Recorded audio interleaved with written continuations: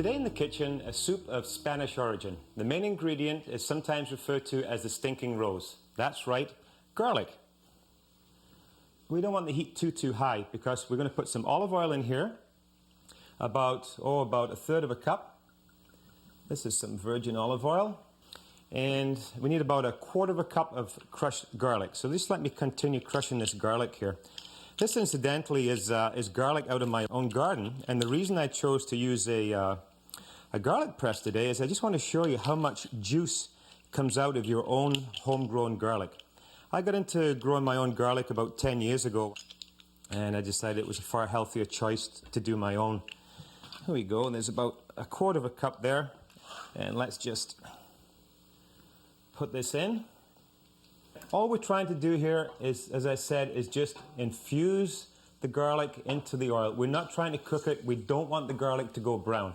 We just want to get it a nice, soft, yellow color.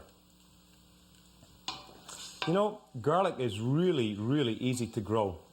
All you do is take some garlic. This is a bulb of garlic, and this is the clove that comes off. This is the root end here. You put the root end down first in some good rich soil. I usually plant mine in mid-October. I push it down into the ground until the tip is about 2 inches below the soil.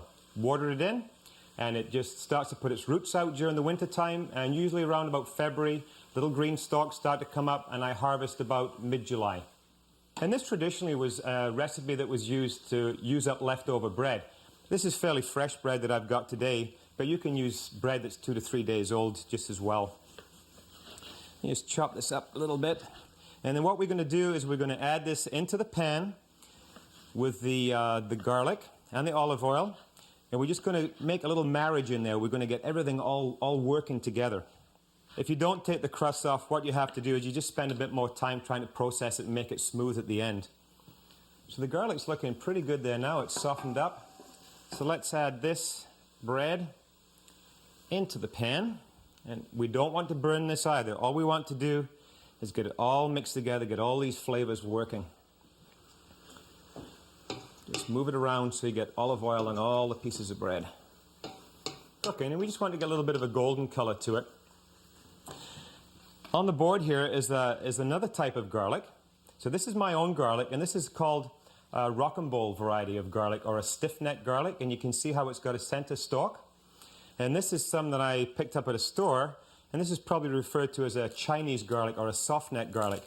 And you'll see once I open up the middle of it that this has no stalk in the middle. And all it has is these little tiny cloves. And I don't know about you, but when I run out of my own garlic at home and I buy this store-bought garlic, I get really frustrated with these little tiny cloves in the middle because I surely prefer this stuff here with the big, fat, healthy-looking cloves. And you can, if you want, take store-bought garlic and grow it for yourself and continue it on. Eventually, if you do a good job, you'll get bigger and bigger bulbs. Okay, this is coming along. Don't worry if it sticks to the bottom of the pan. Once we put the stalk in, this will start to lift up a little bit. And I'm going to add a little bit of paprika in here and get this going into the combination we've got working in the pan. This is going to give a little bit of color and just a little bit of flavor to the soup. This is looking really good, and it smells just fabulous. So let's put the rest of the ingredients in at this point. Okay, now I'm going to add in some chicken stock. I've got about 8 cups of chicken stock here. And just slowly pour this into the pan. Just pour it away from me so it doesn't splash up. Now, if you don't choose to use chicken stock, you could use a vegetable stock, or you could just use plain old water. Both of them will work just as well. All I need to do now is add a little bit of salt, just a pinch of salt, and we're going to check for seasoning when the soup's finished, because this is a soup that should be really spicy and a little salty and garlicky. So here's some cayenne. Just put a pinch in for now. At this point, the soup's going to come up to a boil. And then what I'm going to do is I'm going to partially cover the pan, turn the heat down, and just let it simmer for about 30 minutes. Let's just check the soup now. It looks, yeah, that's looking really good. We want to cook it long enough until the bread is softened because the next step is to puree the soup so it becomes really smooth. Traditionally, this soup was done by hand with a wooden spoon, and it was mixed together, but that takes quite a bit of time. So today I'll just use a little hand blender here. Just bring it over.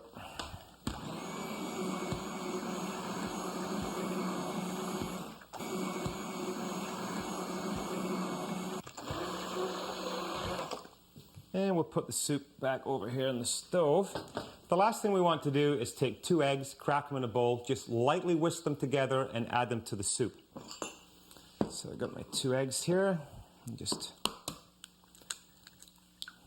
crack them into the bowl. And the important point here is I've got the heat off under the soup, and it's not necessary to turn the heat back up again. If you turn the heat up too high, you might end up curdling the eggs. And just very lightly beaten. And I like to use my whisk to beat them into the soup.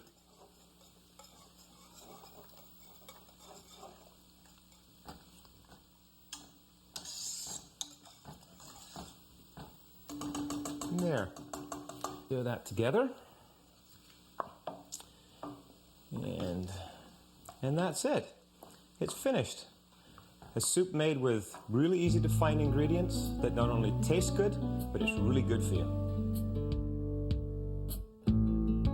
The 17th century British herbalist Culpeper described garlic as best taken inwardly with great moderation.